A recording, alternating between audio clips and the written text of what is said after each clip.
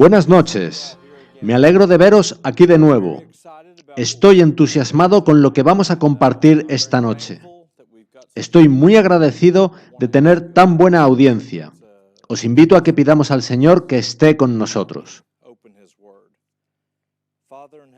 Padre Celestial, en fe te pedimos por tu bendición esta noche. Envía tus ángeles a guardarnos y protegernos. Abre nuestros ojos para que podamos ver tu gloria. En el nombre de Jesús te lo agradecemos. Amén. El mensaje de esta noche se titula Ecos del Edén, seréis como dioses. Y quisiera abrir con un pasaje de Isaías 51. Me gusta abrir con un texto de las Escrituras y también acabar con un texto de las Escrituras.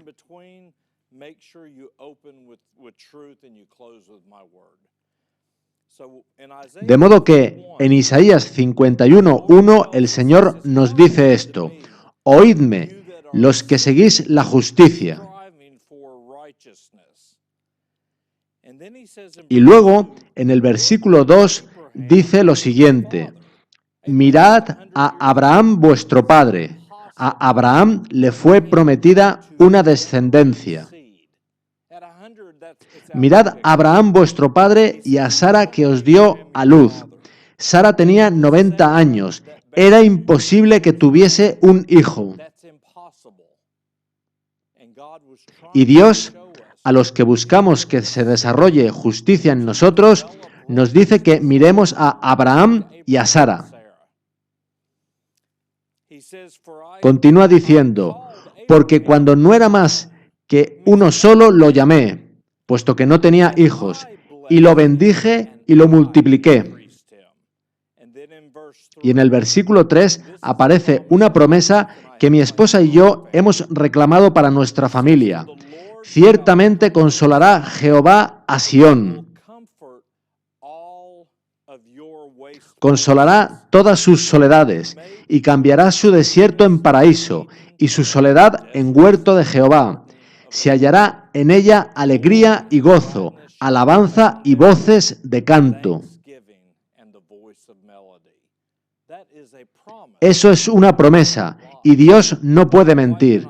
Mi esposa y yo reclamamos esa promesa para nuestro matrimonio y nuestros hijos cuando el Señor nos rejuntó, pues había demasiadas heridas que se habían causado en las vidas de ambos y en las de nuestros hijos. Yo trataba de sanarlas, pero Dios me invitaba a mirar a Abraham. Abraham no podía hacer por sí mismo, fue Dios quien tuvo que hacer, y con nosotros promete lo mismo.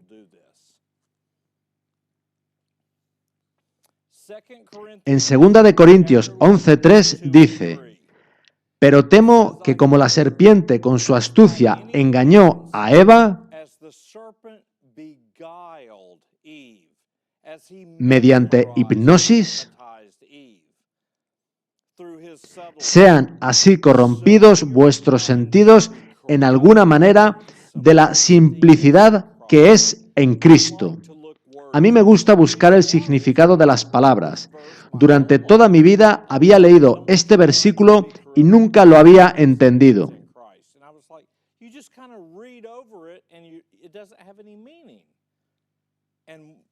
No entendía a qué se refería la simplicidad que es en Cristo. Si buscáis la palabra simplicidad en Strong's, veréis que el original significa la singularidad o unicidad que es en Cristo. Cuando me di cuenta de esto, me encajaron con otros pasajes de las Escrituras.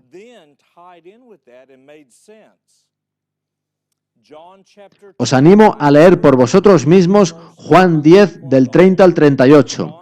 Yo no leeré el pasaje entero, pero ahí Jesús dice, yo y el Padre uno somos.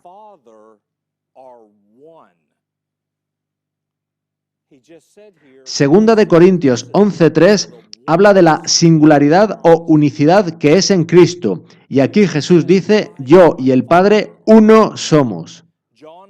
Juan 17:1 dice, estas cosas habló Jesús, y levantando los ojos al cielo, dijo, Y en Juan 17:21 continúa diciendo, para que todos sean uno, como tú, oh Padre, en mí y yo en ti, que también ellos sean uno en nosotros. I pray that they all might be one, as thou, Father, art in me, and I in thee, that they also may be one in us.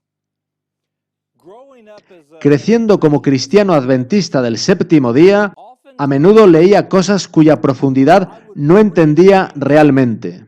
but it was just surface. Do you know what I mean? It was like I would read it but never really comprehend what it was saying. And when I looked at Al leer esta oración de Jesús pidiendo que todos sean uno, como el Padre y Él son uno, recordaba 1 Corintios 6:16. there's a verse in 1 Corinthians, I believe it's chapter 6. I want to touch on. Let me check here. 1 Corinthians chapter 6. Yes. Verse 16 and 17. Our Father, Donde nuestro Padre Celestial nos dice, ¿o no sabéis que el que se une con una ramera es un cuerpo con ella? joined to a harlot is one body. They become one. Se hacen uno. Nunca había comprendido esto. Yo pensaba que se refería a algo físico, a hacerse uno durante una hora y ya está. That's not how it works. Pero es más que eso. When a man Cuando un hombre se acuesta con una mujer, se hacen uno. that means if Y eso significa que si hay espíritus malignos en ella, cuando él se hace uno con ella, Satanás y sus ángeles caídos pasan a tener derechos legales sobre la vida de él. rights to his life. Maybe not in the same Quizás no sea en el mismo grado, pero pasan a tener acceso a él, pues éste cedió. Ojalá alguien me hubiera enseñado eso cuando era joven en vez de haberlo aprendido al hacerme más mayor. I'll straighten up when I get older. I cannot tell you how No podéis imaginaros cuántos hombres de Dios, ancianos, diáconos, evangelistas o pastores, nos escriben para contarnos que, tras 20 años de casados, no pueden quitarse el recuerdo de otra mujer. Lo primero que les pregunto es si tuvieron algún tipo de intimidad con ella. ever intimate with them in any way, shape, or form. And they'll say, yeah, En muchos casos sucedió cuando estaban en la universidad, 20 o más años atrás. Ahora están felizmente casados y no quieren esos pensamientos, pero cuando se unieron a esa otra mujer en su juventud, se produjo una ligadura, se hicieron uno con ella. that person. And if that person Y si esa mujer tenía espíritus malignos activos en su vida, esos espíritus pasan a tener derechos legales sobre la vida del hombre. rights to your life. Listen to what the Lord Después de hablar del hombre que se une a una prostituta, escuchad lo que dice el Señor en 1 Corintios 6:17. but he that Pero el que se une al Señor, un espíritu es con él. when we come into Cuando entramos en unión con Cristo, el mismo poder y presencia que Él tenía del Padre es ahora nuestro, is now ours. pues somos miembros de su cuerpo, de su carne y de sus huesos. Es una promesa poderosa. a powerful promise. And I have found Y en los últimos 10 años de nuestro ministerio, he comprobado que las personas que tienen esas ataduras, bondage, the moment tan pronto como confiesan y declaran al Señor su deseo de que Él corte ese cordón umbilical con esa otra persona, to cut the tie, tan pronto como declaran su disposición a renunciar a todos los recuerdos, sentimientos y emociones concernientes a esa otra persona y reclaman la sangre derramada del Señor, esas ligaduras quedan rotas. and they claim the shed blood of the Lord Jesus Christ, the ties are broken. And they call Ellos nos llaman después y nos declaran que son libres, que ya no tienen sueños y que esos pensamientos se han ido. thoughts anymore. I say, praise the Lord. Alabado sea el Señor. Nuestro Dios es poderoso. So Jesus Antes del Calvario, Jesús pidió al Padre que ellos sean uno. Leeré ahora algunos extractos de Génesis 3 del 1 al 5. Pero la serpiente era astuta, más que todos los animales del campo que Jehová Dios había hecho, la cual dijo a la mujer: no moriréis, sino que sabe Dios que el día que comáis de él, serán abiertos vuestros ojos y seréis como Dios, sabiendo el bien y el mal. Make a note of that. Then your eyes shall be opened, and you shall be as gods, knowing both good and evil. Y la palabra sabiendo ahí significa discerniendo por uno mismo. En el capítulo 1 de Patriarcas y Profetas podéis leer que el ofrecimiento de Satanás era que, si tomaban de sus palabras, nunca más necesitarían en sus vidas la influencia divina de Dios.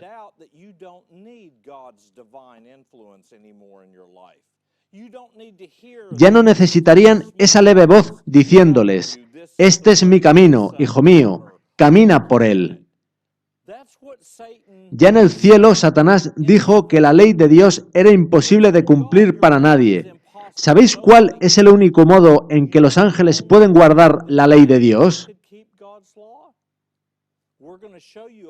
Voy a mostraros una cita de Ellen White en El deseado de todas las gentes, página 161, que dice que desde el comienzo de la creación era el propósito de Dios morar en todo ser creado.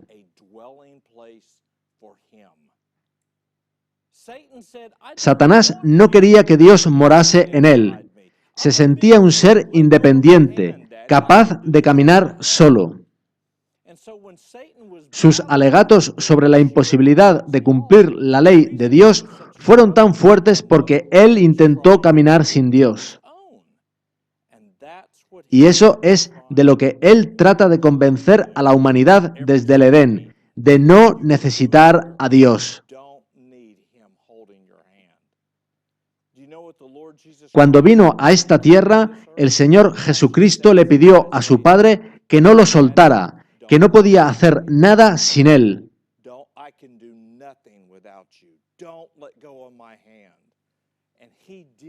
E hizo eso como ejemplo para nosotros, depender de él, confiar en él.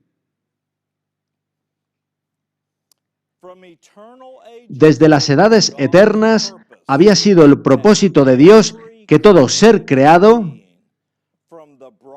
desde el resplandeciente y santo serafín hasta el hombre, fuese un templo para que en él habitase el Creador. Eso lo cambia todo. Démonos cuenta de que ese era el propósito de Dios desde el comienzo.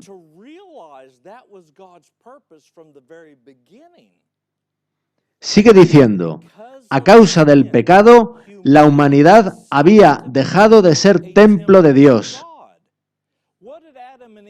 Las vestimentas de Adán y Eva antes de caer en el pecado eran de luz.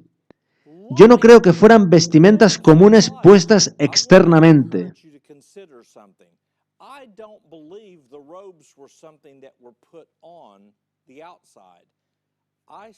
Yo creo que era porque Dios moraba en ellos que resplandecían. Recordad lo que dice el apóstol Pablo: tenemos este tesoro en vasos de barro. ¿Recordáis a Gedeón? Llevaban cántaros con teas ardiendo en el interior. Cuando quebraron los cántaros, resplandeció la luz. ¿Qué le sucedió a Moisés tras pasar 40 días en la presencia de Dios Todopoderoso? Estaba tan lleno de la presencia de Dios que su rostro brillaba. Brillaba tanto que, literalmente, hubo que poner un velo sobre él porque el pueblo no lo podía mirar. En Daniel 12, del 1 al 3, dice que eso mismo nos pasará a nosotros. y será tiempo de angustia, cual nunca fue desde que hubo gente hasta entonces. Los entendidos resplandecerán como el resplandor del firmamento. Yo creo que eso será literal. Y Ellen White dice lo mismo. Literalmente brillaremos, como Moisés o como Esteban, que cuando estaban a punto de apedrearlo, vieron su rostro como el rostro de un ángel.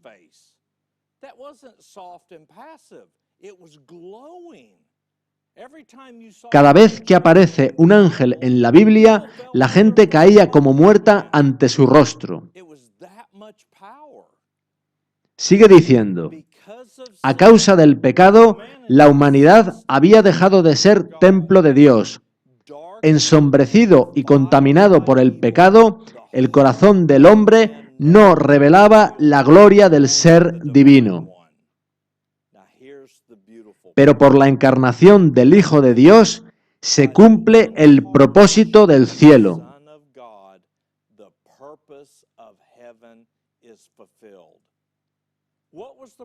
¿Cuál era ese propósito? Desde las edades eternas había sido el propósito de Dios que todo ser creado fuese un templo para que en él habitase el Creador. Cristo se hizo carne. ¿Recordáis el capítulo 2 de Juan? Los fariseos admiraban el templo y Jesús les dijo, destruid este templo y en 3 días lo levantaré.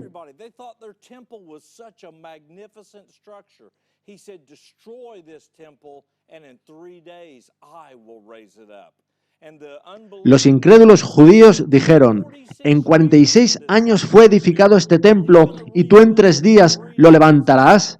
Mas él hablaba del templo de su cuerpo.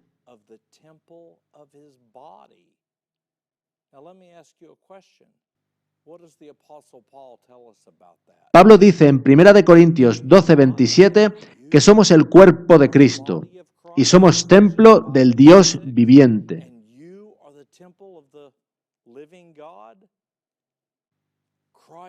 Cristo hizo algo como nuestro sustituto y garante, y si nos aferramos a eso por fe, podemos descansar en la promesa de que Dios morará en nosotros.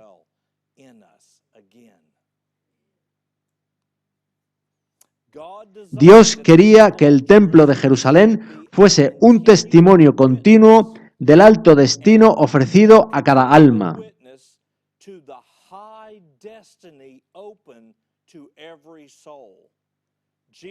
Jesús dijo, he puesto delante de ti una puerta abierta, el alto destino ofrecido a cada alma.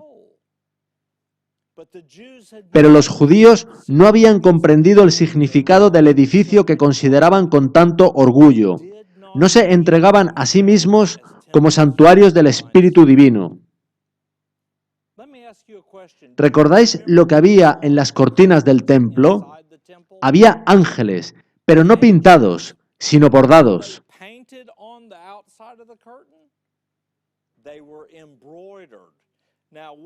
Bordados resulta mucho más caro que pintados, pues el hilo del bordado está entretejido en la tela.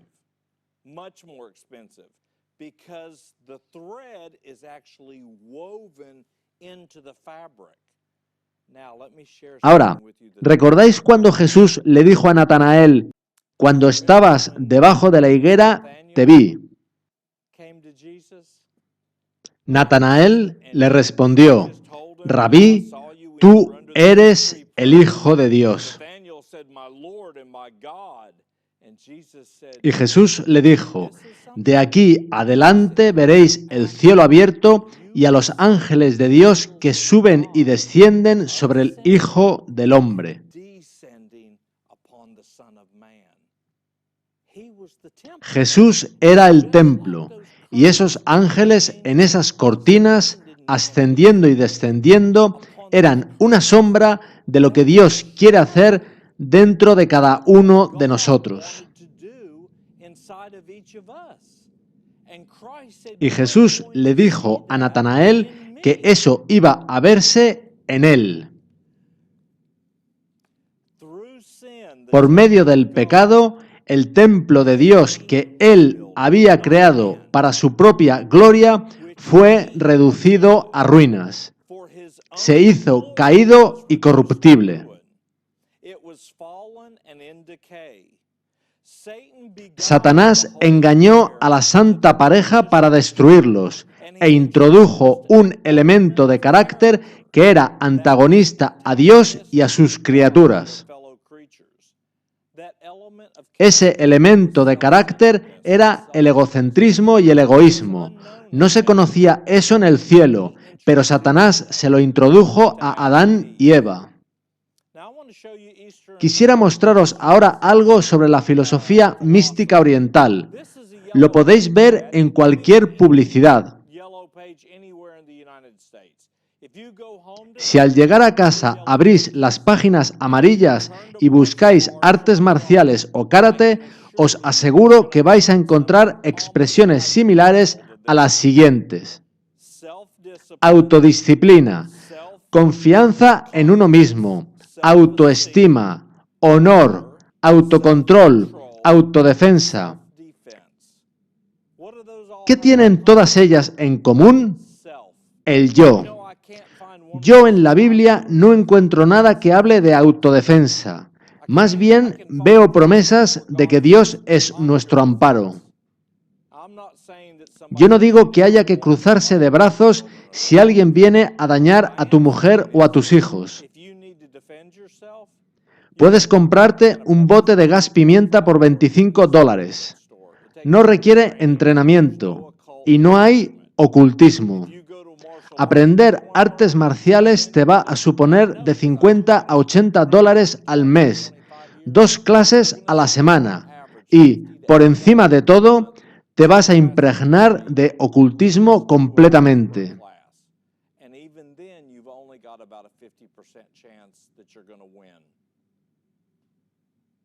That's not good odds. It's a lot of money, and then on top of that, you've got the occult background in those arts.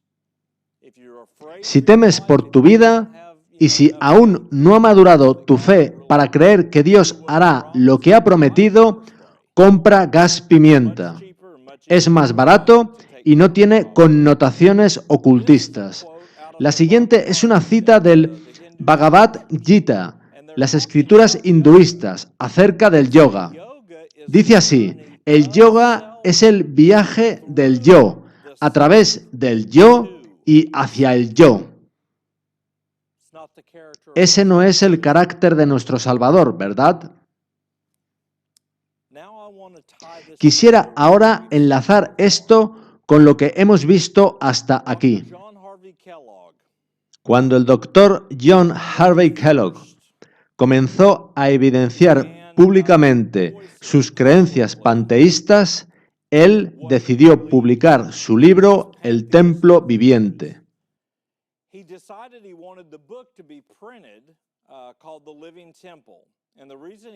El sanatorio de Battle Creek había ardido. Ellen White había advertido de que esto podía suceder.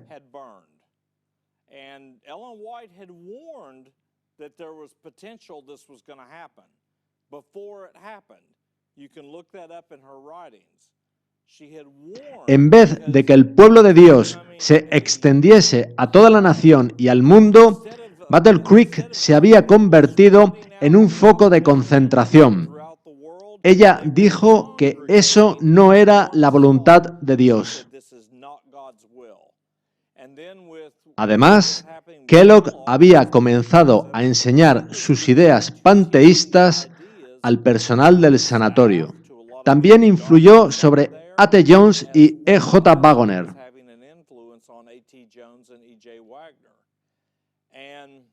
Así que Dios hizo arder el sanatorio de Battle Creek.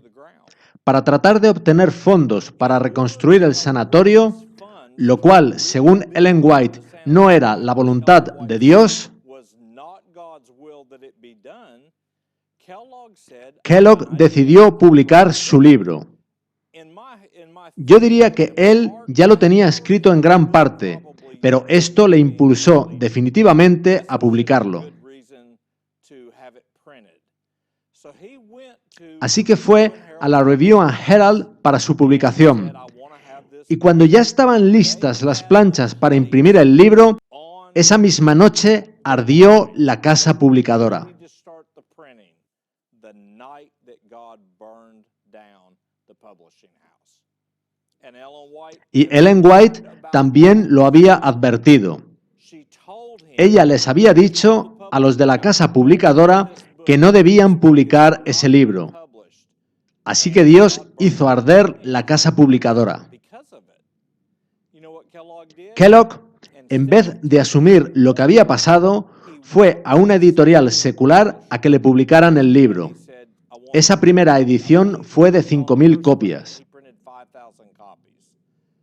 Anyway, Lo que es alarmante es que el libro se está reeditando actualmente. being printed again.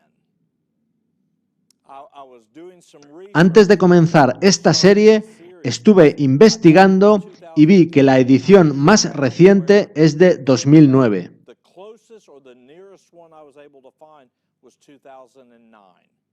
So Actualmente está siendo editado incluso por no adventistas del séptimo día, por no cristianos, it's being para promover el panteísmo. on the everywhereness of God, the pantheistic ideas.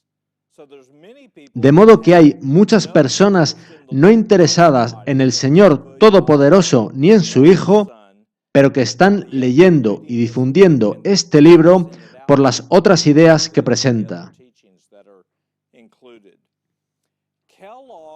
Kellogg y muchas de las personas que vimos en la primera entrega fueron fuertemente influenciados por el hinduismo. Por eso se está reeditando este libro.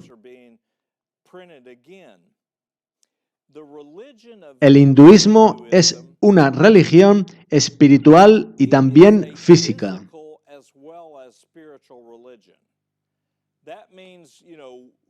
Nosotros, como cristianos, solemos congregarnos en una iglesia y participamos en estudios bíblicos y otras actividades.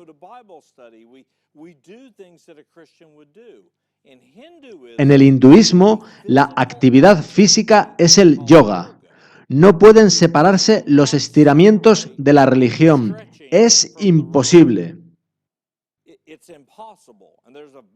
Hace unos años se hizo un documental muy concluyente titulado Yoga Uncoiled. Recientemente murió la mujer que lo hizo. Aunque no de nuestra fe, ella era una ferviente cristiana. Investigó mucho sobre el asunto. De hecho, había practicado yoga durante 20 años. Ella entrevistó a personas que habían entregado sus vidas a Cristo tras haber practicado el hinduismo e incluso ser gurúes.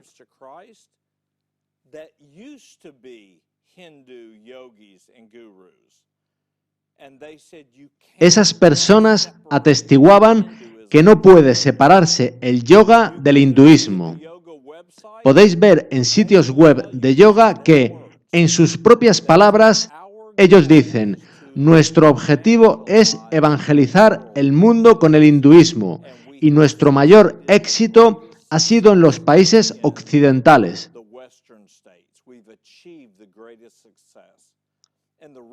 Y ellos atribuyen su éxito a tener una iglesia en cada calle en forma de un centro de yoga.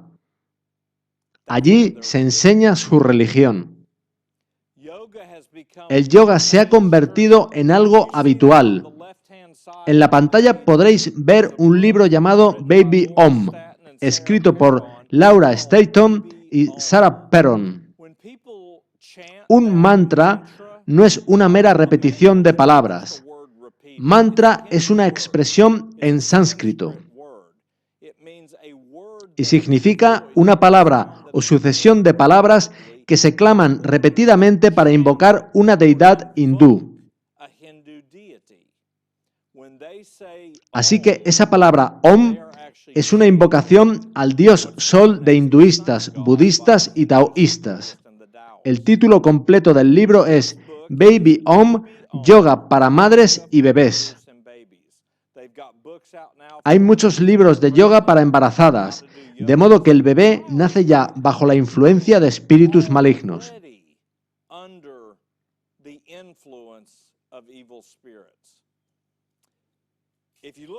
La siguiente imagen es de un té muy popular. Lo podéis encontrar en cualquier supermercado de este país.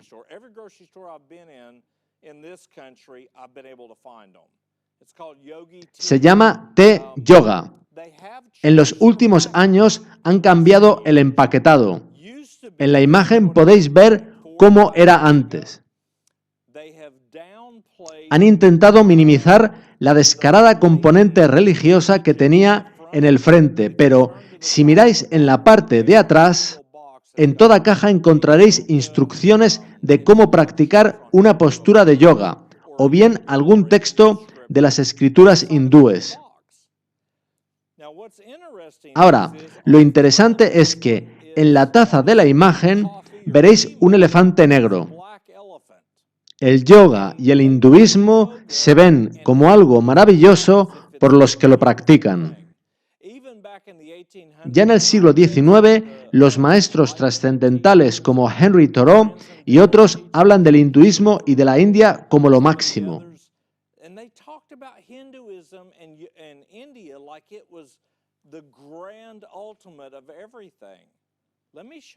Permitidme mostraros la apariencia de los dioses hindúes. En el centro tenemos a Ganesh, el dios elefante hindú. Es el que visteis en la taza de té. A la izquierda podéis ver el dios mono. Ambos son amalgamas de hombre y animal, cabeza de elefante y cara de mono con cuerpos de hombre.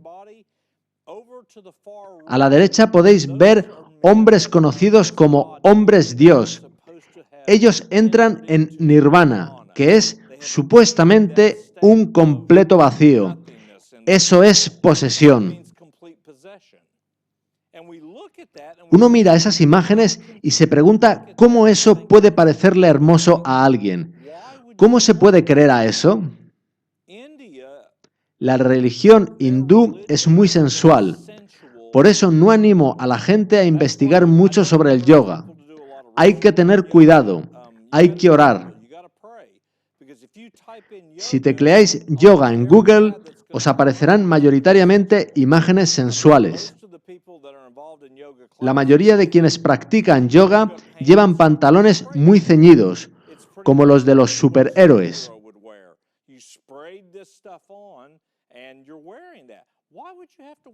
¿Por qué? ¿No sería más cómodo hacer los estiramientos con algo más suelto y holgado? En muchos anuncios de yoga aparecen hombres y mujeres con mucho de sus cuerpos expuestos. Así que su religión es en sí misma muy sensual. Además, las ciudades de la India están muy sucias debido a su sistema de castas. La clase más baja, los intocables, no deben ser ayudados, pues en India se cree en la reencarnación, de modo que, si les ayudas, no estás permitiendo que paguen por sus pecados y tendrán que reencarnarse en intocables de nuevo. La palabra yoga está etimológicamente conectada a la palabra inglesa yugo. ¿Recordáis algún versículo que incluya la palabra yugo? Venid a mí todos los que estáis trabajados y cargados, y yo os haré descansar. Llevad mi yugo sobre vosotros y aprended de mí, que soy manso y humilde de corazón. La palabra yoga en sánscrito significa unión con Brahma, que es el dios hindú, o bien unión del pequeño yo con el yo divino, el espíritu infinito.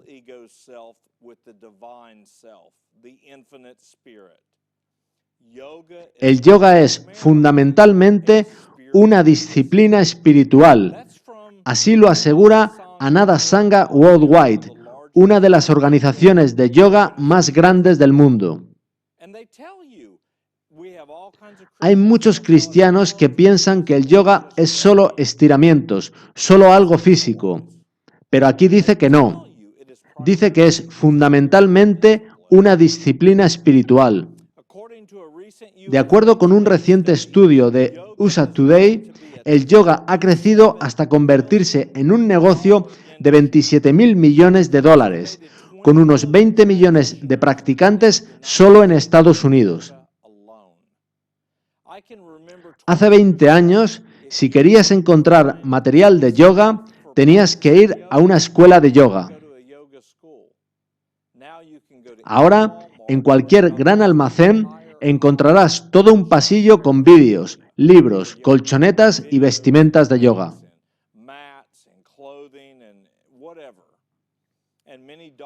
Muchos médicos lo están promocionando y también se está trayendo a iglesias cristianas. Es una de las consideradas actividades de salud y forma física que más crece en el mundo. Podéis ver en pantalla una edición especial de 2003 de la revista Time en la que dice cómo tu mente puede sanar tu cuerpo y se ve a una chica en postura de yoga.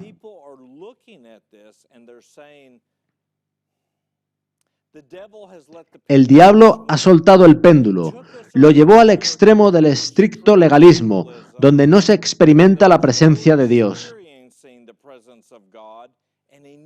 Él sabía que si conseguía llevar el péndulo hasta allí, solo tenía que soltarlo para que fuera al otro extremo, donde la gente está dispuesta a aceptar cualquier tipo de experiencia. Por eso Satanás inspiró el comunismo. Toda la Europa que estaba bajo el comunismo, con un sistema secular, sin Dios, ahora están deseosos de espiritualidad.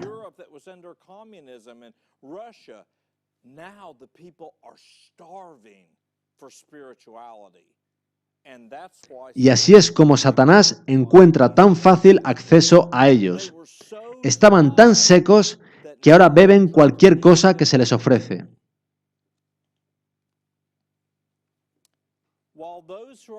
Y cuando los que se dedican a estas ciencias se alaban exageradamente debido a las grandes y buenas obras que afirman llevar a cabo, no se dan cuenta del poder para el mal que están fomentando.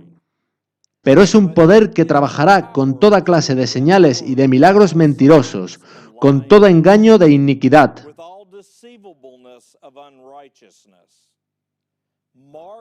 Recordad la influencia de estas ciencias, apreciados lectores, porque todavía no ha terminado el conflicto entre Cristo y Satanás. Hace algunos años se estrenó una película titulada Avatar. Fue una de las más grandes producciones que jamás se había hecho. Nunca antes se habían conseguido unos efectos especiales iguales. Fue producida y dirigida por James Cameron.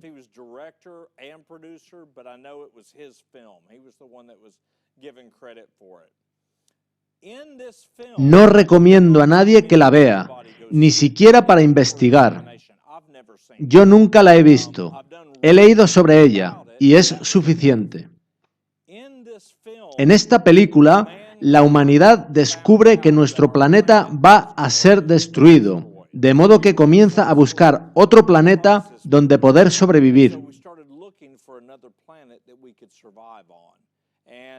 Descubren otro planeta, pero está habitado por unas criaturas azules que no están muy contentas con ver asomar a la humanidad en su planeta.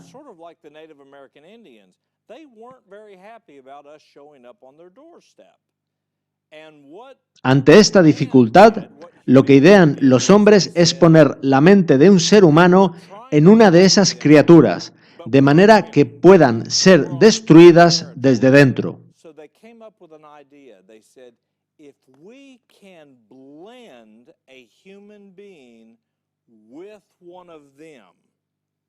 his mind, the humans, inside of their body, we can then destroy them from the inside out. That sounds demonic. Suena demoníaco, ¿verdad? What Pero was scary tras el was gran éxito de la película, encontré un escalofriante artículo en la página web de la CNN. Quizá todavía esté disponible. Avatar CNN, see what it brings up. On this El artículo describía cómo en la CNN estaban recibiendo miles de emails y cartas de personas que fueron a ver la película y empezaron a tener pensamientos suicidas. They said we are receiving thousands of emails and letters from people that went to see the film, and they're all saying that they are now having suicidal thoughts after seeing the film. They had never experienced this before. La CNN atribuía el hecho a que el escenario presentado en la película era tan realista que cuando acababa la película y las personas volvían a la realidad, sufrían un bajón.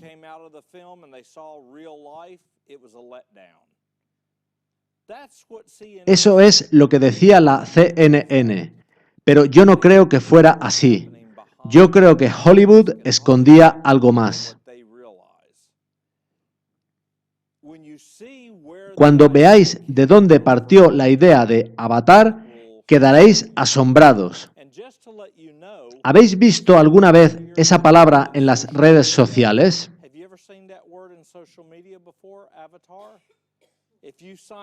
Si os inscribís en Facebook, se os va a pedir escoger un avatar, un símbolo que os represente. Lo mismo en Twitter, WordPress o cualquiera otra. Te pedirán escoger un avatar y tú puedes tomar uno que te ofrezcan, comprar una imagen online o bien poner una foto tuya.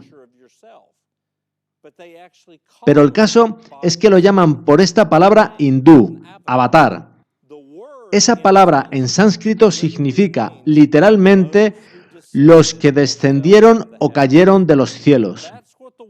Eso es lo que significa la palabra avatar.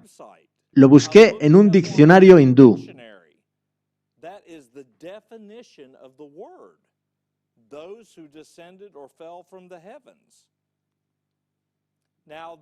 Ahora, estos son verdaderos avatares hindúes. Podéis ver en la pantalla ese ídolo de un hombre azul con una cobra alrededor de su cuello.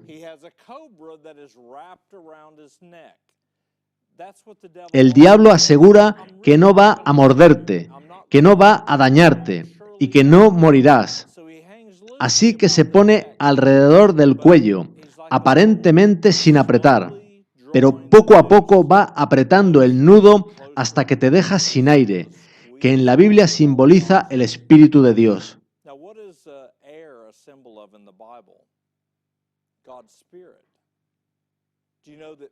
¿Sabéis que las personas que tienen orgullo suelen tener dificultades para creer las promesas de Dios?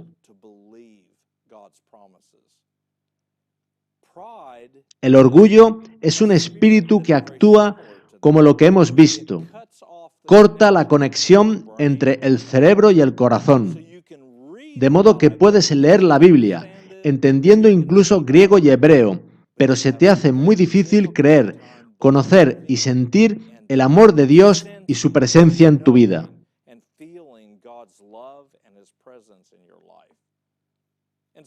A Satanás le parece bien el conocimiento intelectual, pero él no quiere que ese conocimiento llegue a tu corazón, pues una vez el corazón es ganado, llega tu entrega y Cristo reina. Lo que ahora os mostraré es una antigua representación de otro avatar. Y recordad que avatar significa los que descendieron o cayeron de los cielos. No todos los demonios o ángeles caídos tienen la misma apariencia. Tienen rangos diferentes y diferentes habilidades. Ellen White habla de ello.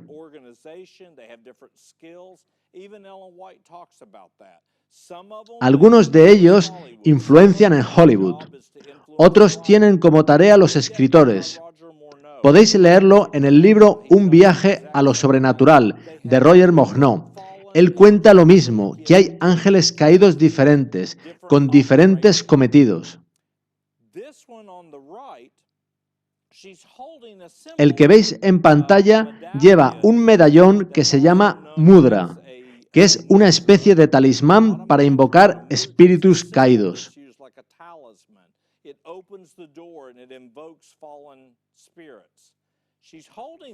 Lleva una estrella de 6 puntas con un círculo en el medio. Muchos piensan que eso es la estrella de David, aunque la Biblia dice claramente que Dios no quiere que su pueblo use ese símbolo bajo ningún concepto. Los únicos registros bíblicos que encontramos de un hebreo usando ese símbolo tienen connotaciones negativas. Hechos 7:43 y Amós 5:26 hablan de los hijos de Israel adorando a Moloc y portando una estrella. También hay registros ocultos que hablan de cómo el rey Salomón, cuando cayó en apostasía, usaba ese símbolo, que era utilizado para abrir las puertas al mundo espiritual.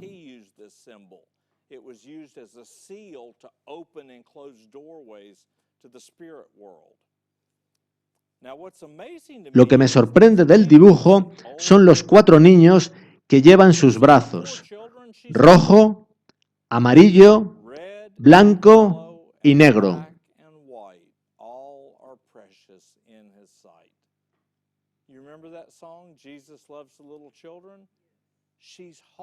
Lleva a todos los niños del mundo en sus brazos, los está alimentando. Ese es el mensaje del dibujo.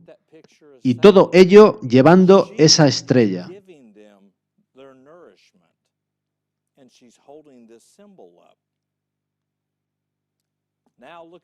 Fijaos ahora en esta foto del Papa Benedicto XVI. ¿Podéis ver lo que hay en su tiara? También la estrella de 6 puntas. La palabra católico significa universal y, ya lo comentamos, para Roma reunir a todo el mundo ha de encontrar terreno común con los demás.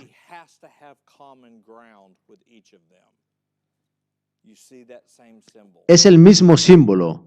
Cuando lo ven, ellos saben que Él adora los mismos dioses que ellos. La siguiente es una declaración de Morihei Ueshiba, el fundador del Aikido. Dice así: todo gran maestro, independientemente de la época o el lugar, oyó el llamado y alcanzó armonía con cielo y tierra. Hay muchos caminos que conducen a lo alto del monte Fuji, pero hay una sola cumbre: el amor. En la siguiente reunión os mostraré un breve vídeo que os asombrará. Recordad esta cita cuando lo veáis. Sigue diciendo: todos tenemos un espíritu que puede ser perfeccionado, un cuerpo que puede ser entrenado de alguna manera y un camino apropiado que seguir. Tú estás aquí para tomar conciencia de tu divinidad interior y manifestar tu iluminación inherente. Esto es a lo que lo oculto y las religiones místicas orientales están tratando de llevar a los hombres. Les están diciendo que no necesitan a Cristo, que lo pueden hacer por sí mismos. Anoche leía una cita de Ellen White que decía que ese tipo de teorías dejan sin efecto la expiación hecha por Cristo para nosotros.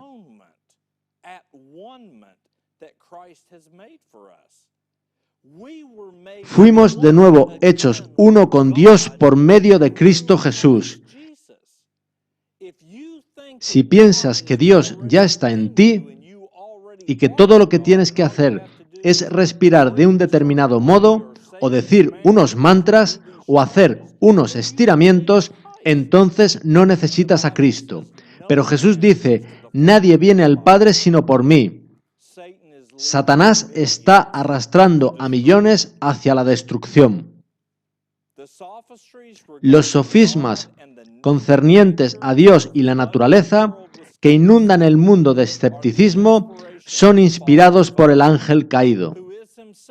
Él estudia la Biblia, conoce la verdad que es esencial para la gente. Satanás no es estúpido, él sabe lo que Dios quiere hacer en nuestras vidas. Por eso lleva desde el siglo XIX tratando de falsificar el mensaje del tercer ángel de justicia por la fe.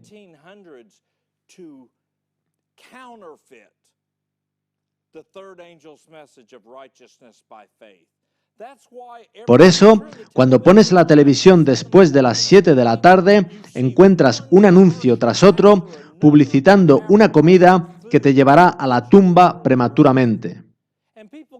Y la gente no puede dejar de cenar a las 10 de la noche porque ha estado viendo la televisión. Satanás conoce eso. ¿Sabéis lo difícil que nos resulta comprender la verdad bíblica cuando nos estamos entregando a la intemperancia? Satanás trabaja en ambos lados para destruir la verdad que es esencial para la gente.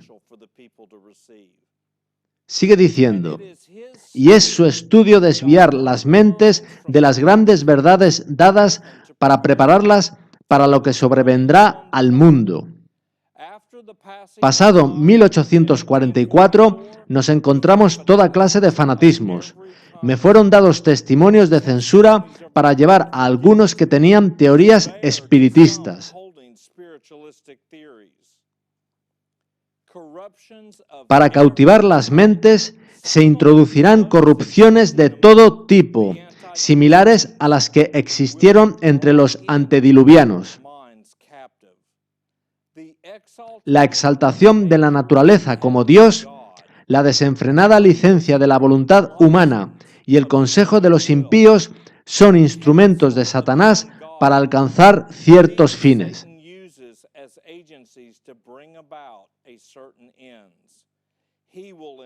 Se valdrá del poder de la mente sobre la mente para ejecutar sus planes.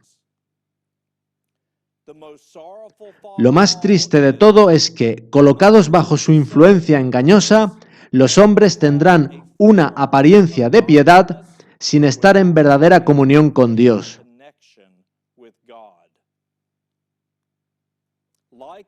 Como Adán y Eva, que comieron del fruto del árbol del conocimiento del bien y del mal, muchos se alimentan ahora de los bocados engañosos del error.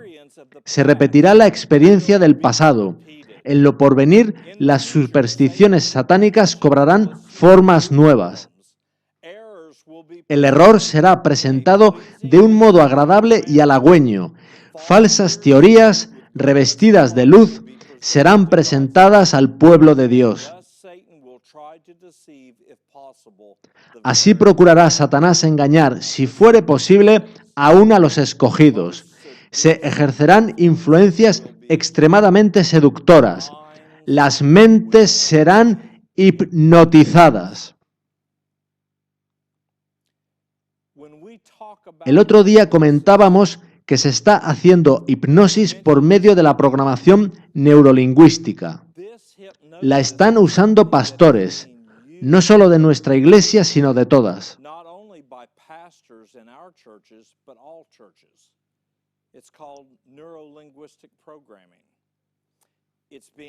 Se enseña también a instructores de artes marciales. En cierta ocasión fui a visitar a un amigo que era instructor. Él tenía una escuela mayor que la mía. Llevábamos en las artes marciales más o menos el mismo tiempo, pero él había abierto su propia escuela antes que yo la mía. Su escuela crecía, tenía mucho éxito, de modo que fui a visitarlo porque siempre intercambiábamos ideas. Solíamos compartir lo que uno y otro aprendía.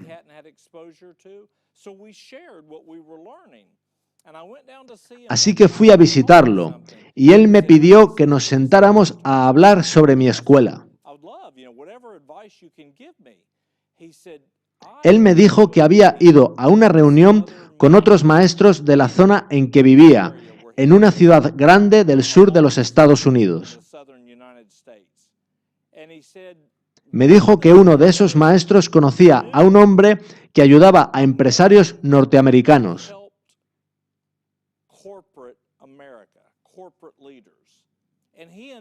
E invitó a ese hombre a dar un seminario a todos esos instructores de artes marciales. Yo me preguntaba qué tendría que ver una cosa con otra.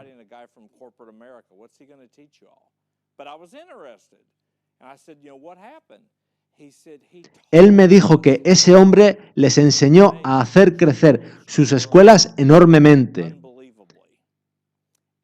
Y al comenzar a explicarme, supe que se trataba de programación neurolingüística. Cuando los pequeños Johnny y Susie llegaran con sus papás, mi amigo sonreiría y sería muy amistoso con los niños. Luego les diría algo así como: sé que estáis aquí para inscribir a los niños, así que os ofreceré una semana de clases gratis.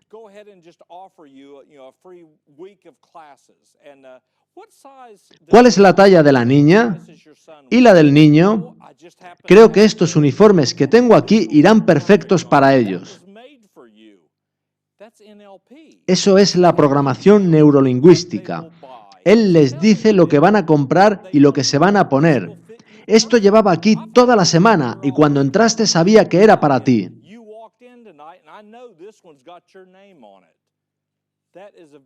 Esta es una forma muy básica de programación neurolingüística. Luego les diría algo así como: aquí está vuestro contrato. No tenéis que preocuparos por nada. Todo va a ir muy bien. Va a ser un éxito para vuestros hijos. Mi amigo me dijo que, después de empezar a usar ese método, no había perdido ni un cliente que había asomado a la puerta. Eso, una mente sobre otra mente, está utilizándose en nuestras iglesias. En nuestra siguiente reunión lo veremos más en detalle. Terminemos con una oración. Padre Celestial, te damos gracias por tu amor, tu bondad y tu misericordia. Y te damos gracias por la luz que nos has dado por medio de tu Hijo, nuestro Señor y Salvador Jesucristo. Envía tus ángeles a llenar este ministerio y esta sala. Y Padre, llena nuestros corazones con tu presencia.